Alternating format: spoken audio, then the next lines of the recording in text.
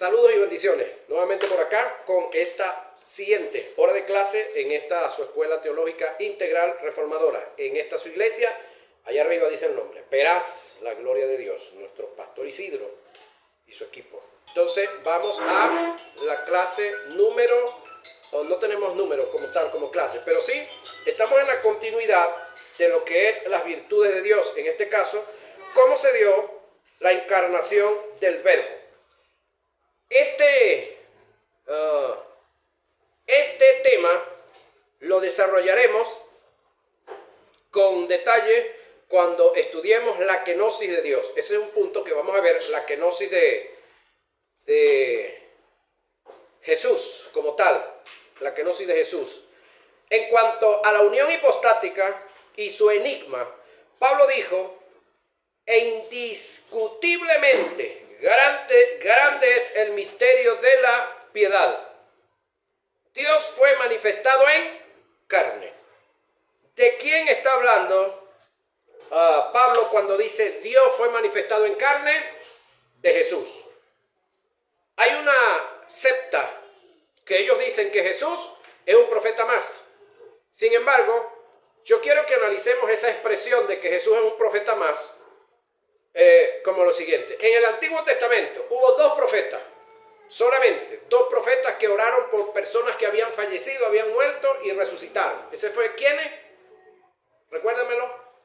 Elías y Eliseo. Elías oró por uno y resucitó a uno. Eliseo resucitó a dos. Eliseo resucitó uno vivo y el otro lo resucitó después de muerto. ¿Se recuerdan eso ustedes, no? ¿Sí se recuerdan? ¿Cómo lo resucitó después de muerto? Sencillo. Un día llevaban a enterrar a un difunto, y cuando iban en el cementerio salieron unos ladrones a perseguir a los que llevaban al muerto. No crean que eso es ahorita nada más que en los cementerios echan broma. Y la gente corrió y agarró en el primer hueco que encontraron, lanzaron el cadáver.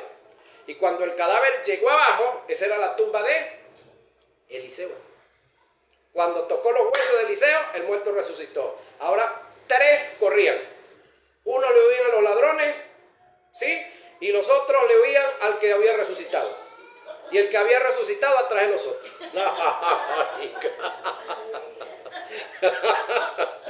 Hágase la imaginación.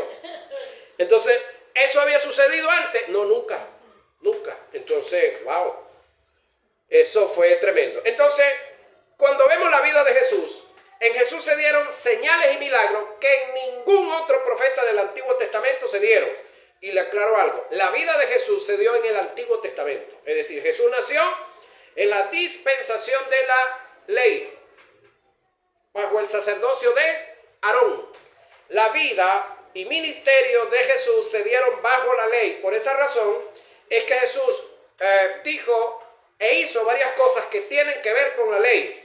Pero con la muerte y la resurrección de Jesús hubo un cambio que todavía no le cabe en la cabeza a muchos de nuestros líderes. Hay bíblicamente tres órdenes sacerdotales. El sacerdocio de Melquisedec, el primero, capítulo 14 de Génesis. Luego, en Éxodo, el sacerdocio de Aarón, los levitas, que desplazan al de Melquisedec. Y luego, muerte y resurrección de Jesús, entonces se dio el sacerdocio de Jesús, del cual habla el libro de Hebreo.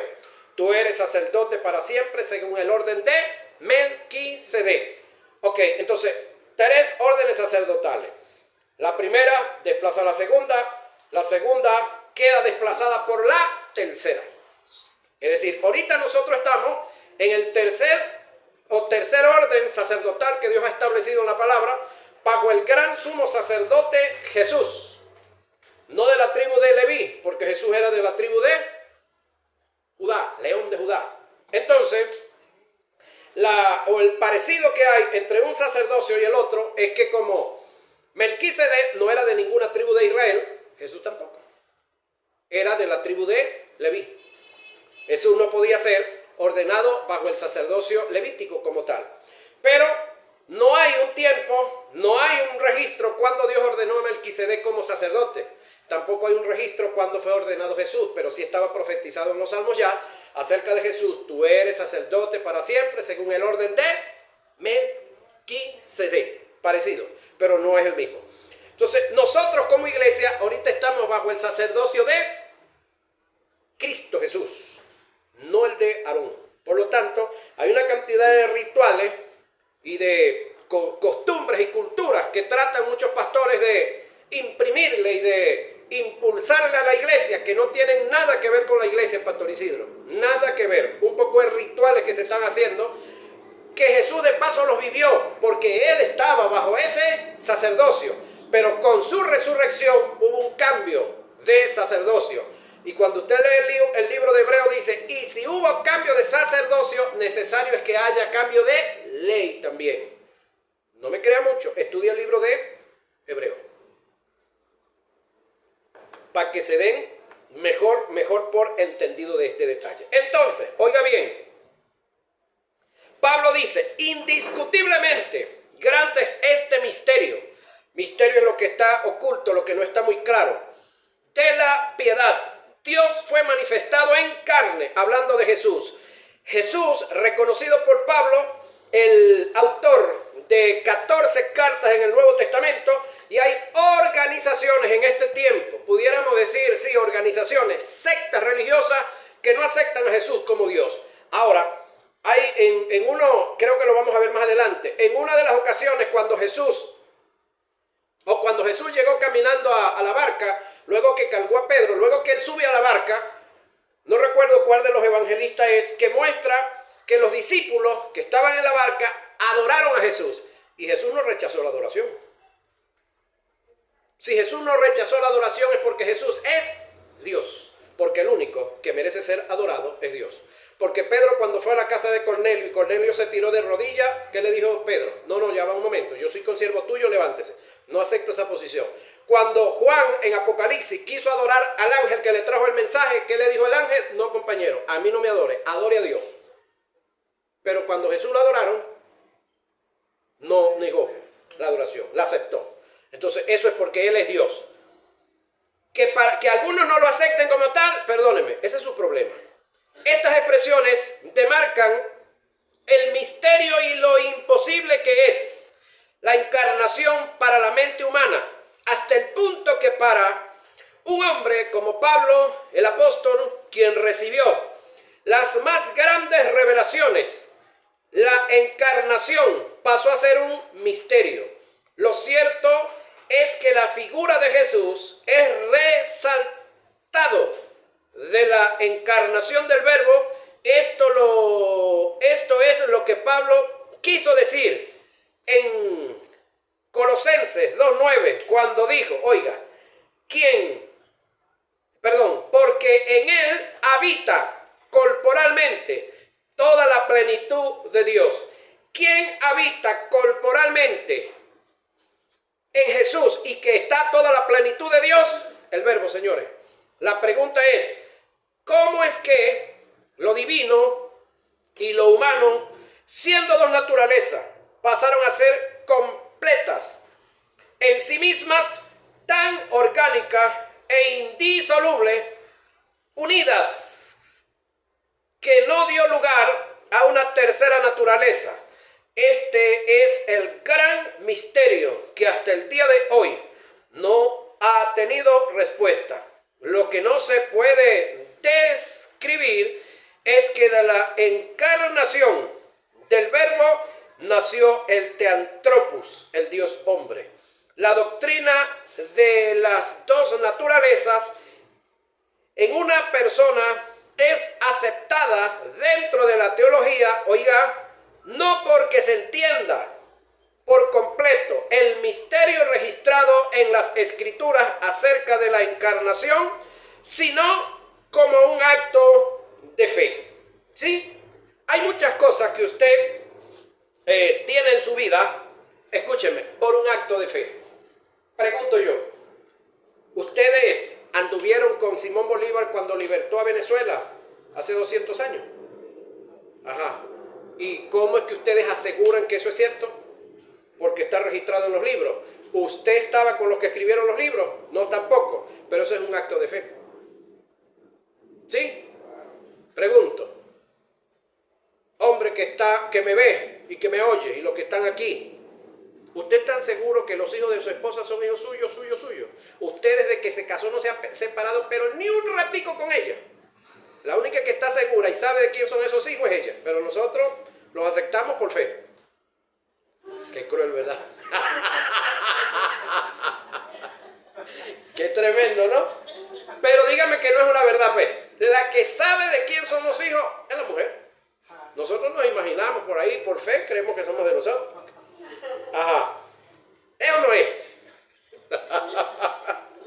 Pregunto, ¿usted se ha montado en un avión alguna vez? ¿Usted está seguro que ese avión no va a chocar? El montarse ahí es un acto de fe. Cuando usted se monta en un carro y se va de un sitio a otro, una amiga mía que se va por ahí por unos voladeros por allá por Villanueva, ¿usted está segura que ese carro no se va a voltear? ¿Usted está segura que ese carro no se va a voltear? Usted va ahí en fe. Hasta se duerme uno viajando tranquilo ahí, ¿verdad? Eso es un acto de fe. Cuando usted va y se le sueltan las manos a un médico para que lo anestesie, le saque una muela, o le opere un ojo, le opere alguna parte del cuerpo, ¿eso no es un acto de fe? Ah, bueno, entonces vaya viendo que aquí hay varias cosas que son un acto de fe. Entonces, solo por fe es que podemos aceptar todo aquello que está registrado en las Escrituras y que está más allá de la comprensión humana. La encarnación o la unión hipostática es un misterio que desafía toda explicación humana. Así seguirá siendo, porque es el milagro de los milagros. Diversos intentos se han hecho en el curso del tiempo para dar una explicación psicológica de la encarnación. Todo impulso está destinado al fracaso por la razón de que una explicación psicológica en el pensamiento humano de la unión de las dos naturalezas está fuera de toda discusión y comprensión. Solo por fe se puede aceptar que dos naturalezas al unirse pasan a ser un individuo sin dar lugar a una tercera persona o naturaleza como tal. Es en el mundo, en el reino animal, hay un animal que se llama burro, que se lo echan a la yegua, y cuando tiene actividad acopulación, si mal no recuerdo se le llama, el burro con la yegua, entonces nace un híbrido que se llama mula o macho. Al igual que el caballo que se acuesta, que tiene actividad con la burra, entonces nace un híbrido que es mula o macho también. Hasta ahora son los animales que los han estado cruzando, y vi hace poco un cruce de caballo con cebra también. Hay un cruce de caballo con cebra. El detalle está que ya los hijos de estos animales, los híbridos, no procrean.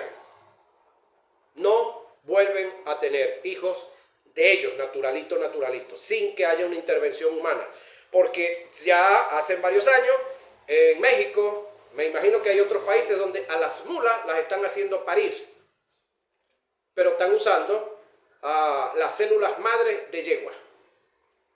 Células madres de yegua a nivel científico, y hay mulas pariendo y criando. Porque otro de los detalles que oí, no sé hasta dónde sea cierto, es que cuando una mula paría, se comía la cría. He escuchado esa leyenda, no sé hasta dónde sea cierto eso. Ahora, razones de la encarnación, es decir, ¿por qué?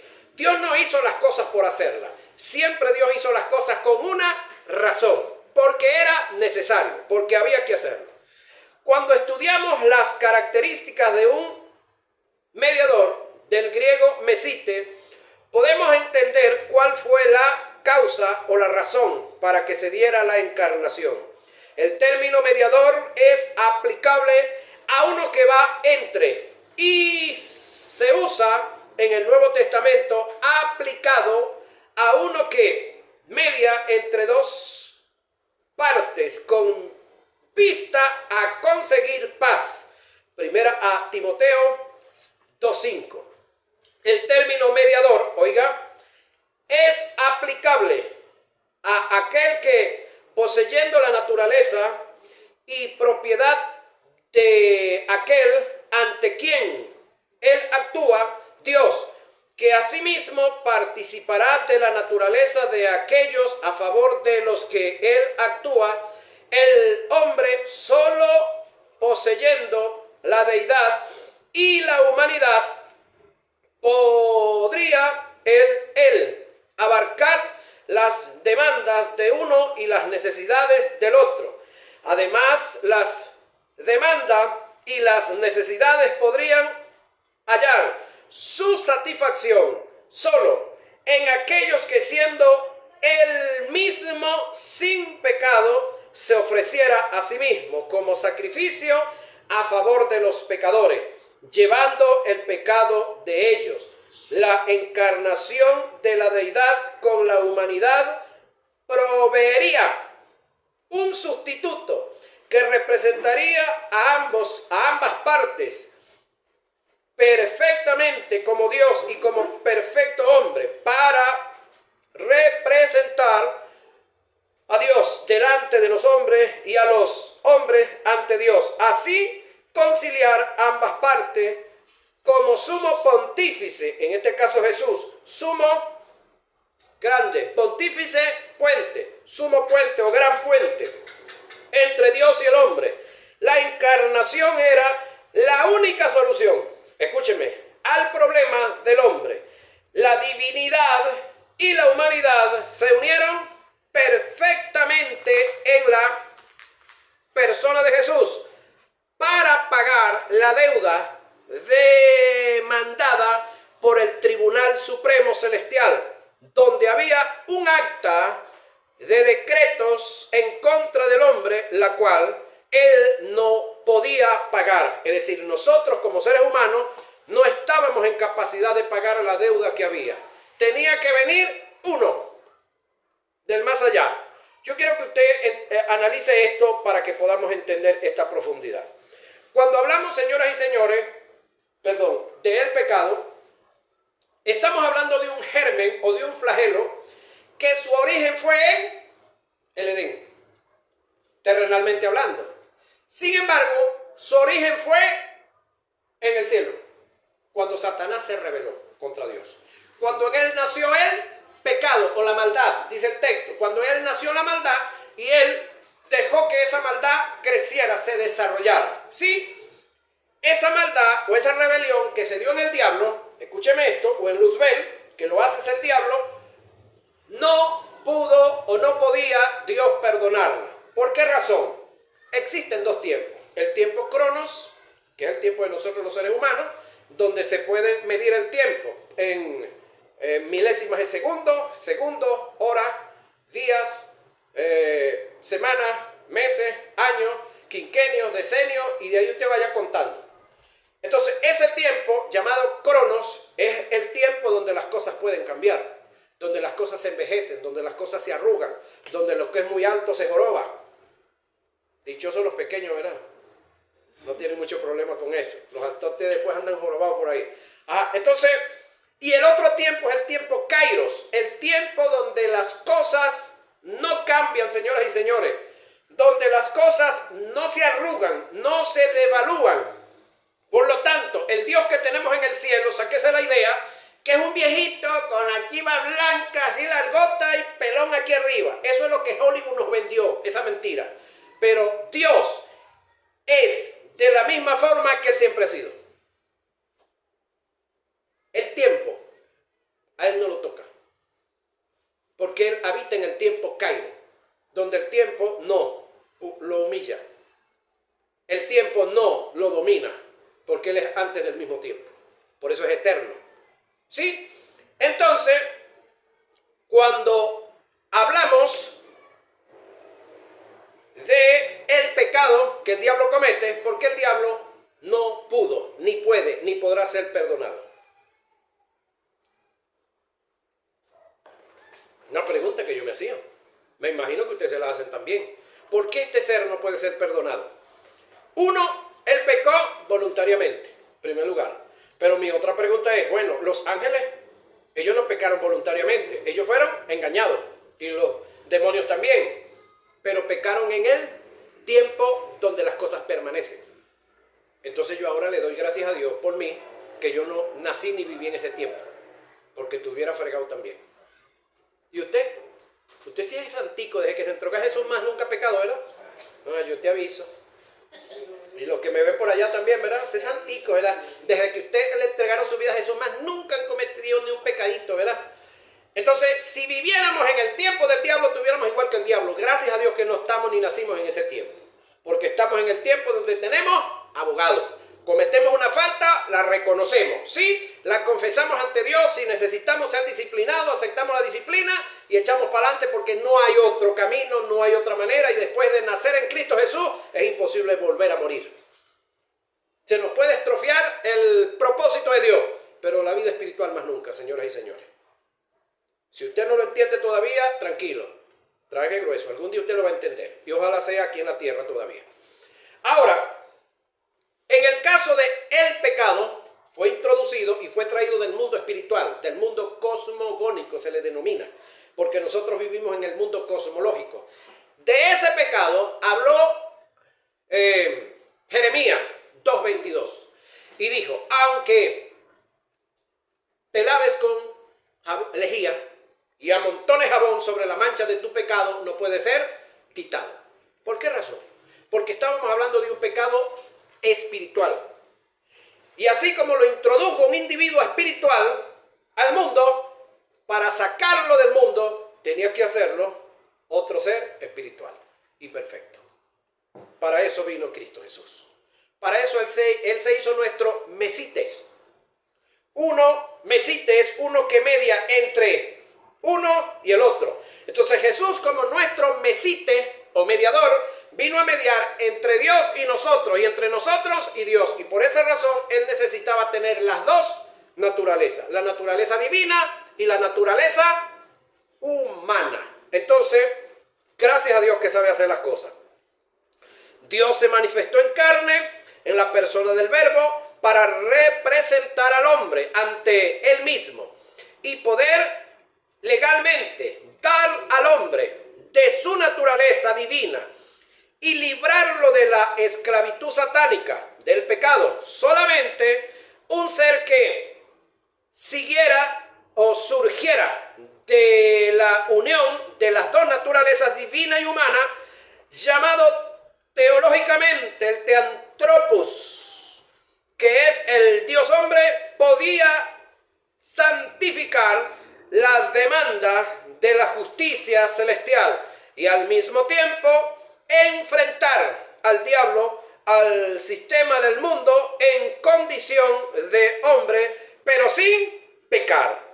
En la encarnación del Verbo, con la humanidad estriba o radica la esencia de la redención del hombre. Si Jesús no es Dios encarnado, entonces su sacrificio y muerte no tiene ningún valor o efecto en cuanto a la salvación y redención del hombre, ya que si Él fue solo hombre y no Dios hombre, su sacrificio queda anulado, oiga, y sin valor alguno, porque era necesario que el precio fuera pagado por un hombre perfecto, sin pecado, sin mancha, sin ser de generación natural o engendrado por el hombre, ya que todos los hombres estaban bajo el dominio de Satanás. Por lo tanto, Jesús es reconocido como el Hijo de Dios, primogénito de María, pero no primogénito de José, porque José no fue padre de Jesús. Jesús fue criado por un padrastro llamado José. Entonces, de eso estaba consciente José, no de que María pues había estado con otro hombre, no. María se guardó virgen y pura para José, porque lo que Dios había hecho con ella era algo extraordinario, fuera de lo común, fuera de lo normal, de lo ordinario.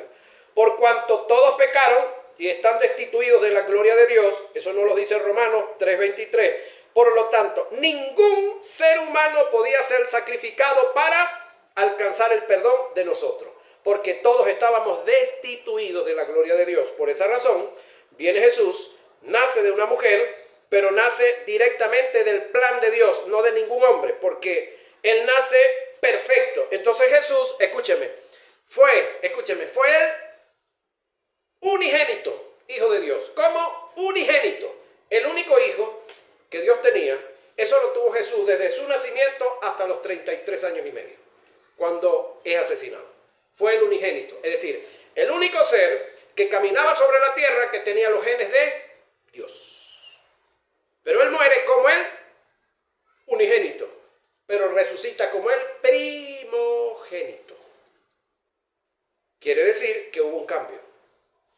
De unigénito a primogénito. Y el primogénito es el primero de muchos hermanos o de muchos más que vienen con los mismos genes de Él, con los mismos derechos de Él, con la misma posición espiritual de Él y con la misma posesión también. ¿Sí? ¿Se entiende eso? Por cuanto todos pecaron, habíamos sido destituidos, por eso ninguno podía ser sacrificado, ninguno de los profetas, ninguno. Ahora Jesús no había nacido sin pecado y no había pecado. Solo el Dios hombre podría cumplir las demandas del Tribunal Supremo Celestial. Era imposible que quien muriera por el hombre, sacrificando su vida, tuviera la naturaleza divina y la humana simultáneamente para poder representar ambas partes. Perfectamente era necesario que Dios mismo pagara el precio. Solo Dios mismo podría hacer esto, satisfacer su propia demanda. Nadie más lo podía hacer. Esta es una verdad que presenta Pablo en la parte que escribió a los Corintios. Oiga lo que viene, lo que dice Pablo en 2 Corintios 5, 18 y 19. Escuche, de modo que si alguno está en Cristo, nueva criatura es. Las cosas viejas pasaron, y aquí todas son hechas nuevas. Y todo esto proviene de Dios, quien nos reconcilió, óigame, consigo mismo, por Cristo Jesús. Ahora, eso está en 2 Corintios 5, 18 y 19. Quiero ahondar un poquitico en esto. Óigame esto. De modo que si alguno está en Cristo, yo pregunto, de los que estamos aquí, ¿cuántos estamos en Cristo? Ajá. Dice el texto, nueva criatura es. Oiga, nueva criatura es. El término nuevo que aparece acá del griego es kaino. Es algo que nunca había existido. Es una nueva creación. Entonces, si Dios había hecho ya dos creaciones, ¿cuál? La de los ángeles, arcángeles, querubines y serafines, ¿sí? Esa criatura se le conoce cosmogónica. Hizo una segunda creación, que es la creación cosmológica, donde hizo todos los animales, hizo los astros, hizo los peces, los árboles, y hizo al hombre. Es la segunda creación. Aquí me dice que hizo otra tercera creación. ¿Y quién es esa otra tercera creación? Usted y yo, los que hemos recibido a Jesús. Entonces, nueva criatura es. Las cosas viejas pasaron. He aquí todas, no dice que algunas, todas son hechas nuevas. Y todo esto proviene de Dios. Es decir, esto se dio por obra y trabajo de Dios mismo. Aquí usted no pinta para nada. Ahí en ese entierro usted no tuvo vela. Es decir, ahí no valieron ayunos, oraciones, sacrificios, ofrendas, pactos, nada de eso. Todo esto que Dios logró, lo logró Él por Él mismo, sin la asistencia de ninguno de nosotros. Amén. Guayayay, cualquiera de las dos es buena. Ajá. Luego dice, ¿quién nos reconcilió consigo mismo? ¿Quién nos reconcilió con Él mismo. Es decir, ¿tú te reconciliaste con Dios? No, Dios se reconcilió conmigo. Ahora, una vez que Dios se reconcilió conmigo, entonces me dio la oportunidad para yo reconciliarme con Él. Amén. Entonces pregunto yo, cuando alguien se reconcilia, yo quiero hacer una pregunta aquí seria, yo. Cuando alguien se reconcilia, en serio, de verdad, ¿queda bravo? ¿Queda en deuda? Mira, te voy a perdonar 2, pero me debes 3. Esas me las tienes que pagar después. ¿Sí? O si alguien, una vez que se reconcilia y ya supuestamente todo está arreglado, entonces de momento a momento dice, mira, yo te perdoné de las 8 que me habías hecho, te perdoné 5, todavía 3 que me debes. ¿Eso es reconciliación? Pregunto yo. No. Escúcheme lo que me ven y me oyen, porque esto es serio, lo que voy a decir ahora. Hay una cantidad de predicadores y predicadoras enseñando y hablando sobre la ira de Dios. Yo quisiera saber si eso tiene fundamento aquí. Porque si Dios se reconcilió con nosotros, ¿por qué sigue bravo? Entonces el Dios que tenemos es un esquizofrénico, según los que creen en la ira de Dios. Porque se reconcilia y sigue bravo. Explíquenme eso. ¿O se reconcilió o no se reconcilió? ¿O pagó todo y no debemos nada? ¿O pagó la cuota inicial en la cruz del Calvario y nosotros tenemos que pagar los giros, Juanita, a punta de ayuno, de oración, de vigilia, y hacer sopa para la vigilia, y ofrenda, y diezmo y pacto? Ya va. ¿O pagó todo? Entonces no está enojado. Entonces creo que hay un gentío por ahí que está pelado, que no conoce realmente a Dios, que conoce algunas cosas de Dios y le está añadiendo a Dios cosas que no son de Dios y que Dios no ha dicho, y que en su palabra está claro que Él se reconcilió con nosotros. Él fue el que nos buscó a nosotros. Nosotros andábamos por ahí de rialengo, cada uno en nuestra vagancia, unos a un nivel, otros a otro, y Él fue el que nos buscó donde andábamos nosotros perdidos. Amén. Y nosotros lo que hicimos fue reconocer su trabajo, reconocer su labor, creer en su sacrificio y recibir ese perdón que ya nos dio y que lo estamos disfrutando. Amén. Y ese perdón que nos los dio una vez y para siempre. Eso no tiene marcha atrás. Dios no es algunos de nosotros que de repente regalamos algo y después vamos por allá donde Juanita, mira, son 3 tazas de sopa, ¿viste? Que tenés que darme en cavigilia por lo que yo te di aquel día. Ya va, ¿eso es un regalo? ¿O eso fue una venta, con pagos a larga data, ¿no? A largo plazo. Eso es una venta postdatada, dicen los que saben de eso, ¿no? O regaló. Ajá. Entonces, Él nos reconcilió consigo mismo por Cristo Jesús. Entonces debemos de entender y de estar claros, señoras y señores, que en Dios las cosas son. No se imagina. ¿Sí? Las cosas son. Y cuando Él dice que nos hizo nueva criatura, escúchenme, quiere decir que el pasado de nosotros, todo quedó atrás. Es decir, el que fue asesino fue tiempo pasado. El que fue violador, el que fue matón, la que fue prostituta, el que fue homosexual, el que fue promiscuo, el que fue todo lo que fue, quedó atrás. Para Dios no cuenta. Por lo tanto, tú no tienes que seguirle pidiendo perdón a Dios por los pecados que Él ya te perdonó hace mucho tiempo. Porque eso es como que usted va a la panadería y pidió una cantidad de panes que la suma llegó a 100 bolívares. Y entonces usted pagó los 100 bolívares. Pero ese otro día usted va otra vez a la panadería y le dice al panadero, mira, pasa la tarjeta ahí y te cobra los 100 bolívares que te debo de los panes de ayer. Y ese otro día vuelve otra vez y le dice, pasa la tarjeta ahí y págate otra vez los 100 bolívares que debo. Si eso es así, yo voy a montar una panadería y tú que vengas a pagarme todo el tiempo la misma factura que ya pagaste. No sé si me hago entender, una analogía. Es decir, cuando nosotros le pedimos perdón a Dios por un pecado que cometimos, eso hay que hacerlo una sola vez. Es cierto que el diablo nos va a tirar en cara el pasado de nosotros, sí, pero ¿qué tenemos nosotros que hacer? Tenemos base bíblica. De modo que si alguno está en Cristo, nueva criatura es. Las cosas viejas pasaron, he aquí todas han sido hechas nuevas.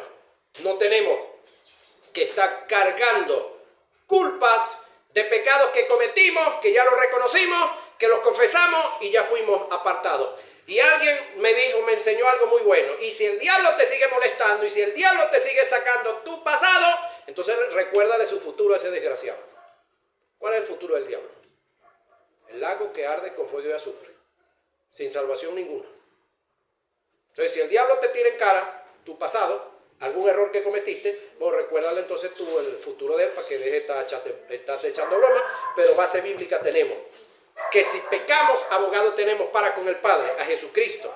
Pero esto no es una patente ni es una licencia para andar cometiendo pecado a diestra y siniestra.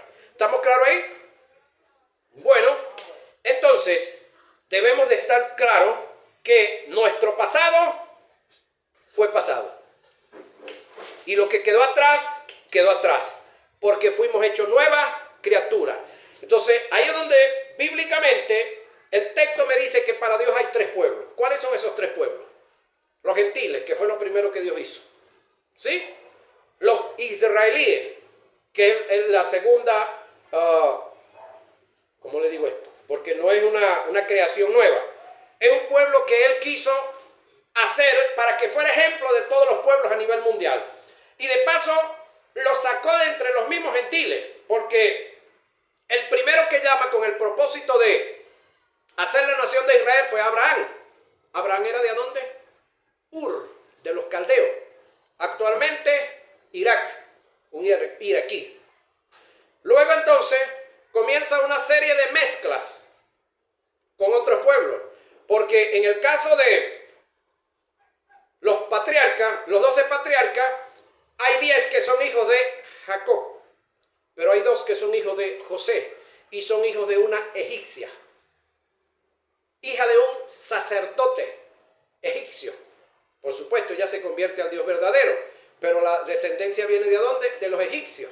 Luego entonces por allá, por el camino, hay una mujer llamada Rahab, que sí está reconocida como una prostituta, de un pueblo llamado Jericó, que también formó parte de la alianza que Dios organizó para conformar a la nación de Israel. Luego por allá está otra, la que le dijo a su suegra, mi pueblo, pero sí, tu pueblo será mi pueblo y tu Dios será mi Dios.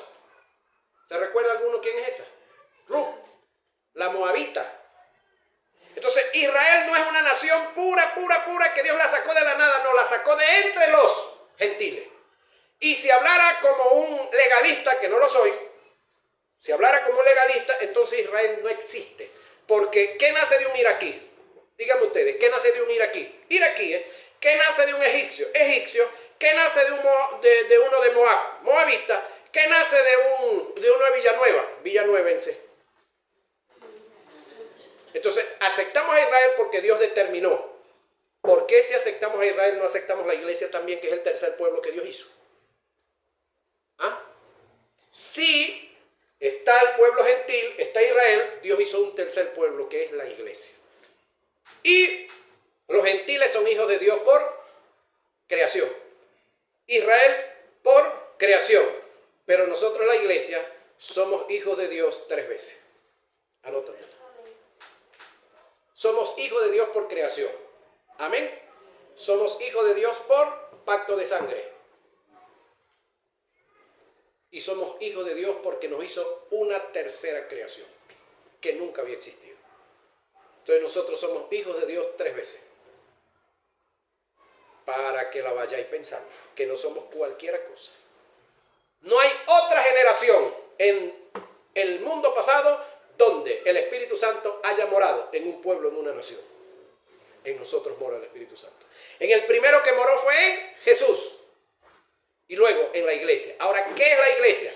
Bueno, todos los que hemos conocido a Jesús en la palabra, hemos aceptado el mensaje por fe y nos hemos abrazado a ese mensaje y lo hemos recibido como nuestro Salvador. Dejamos de ser gentiles y pasamos a ser iglesia. Por lo tanto, Todo gentil que conoce y reconoce a Jesús como su Salvador, como el Dios vivo, como el Dios encarnado, se abraza a Él, deja de ser gentil y pasa a ser iglesia. Todo judío o todo israelí que conoce y reconoce a Jesús como el Hijo de Dios, como el Salvador, como el Libertador, y se abraza a Jesús, deja de ser israelí y pasa a ser iglesia. Por eso es que para Dios hay tres pueblos: los gentiles, Israel y la iglesia. Por lo tanto, usted no diga, yo soy la iglesia gentil. Eso no existe.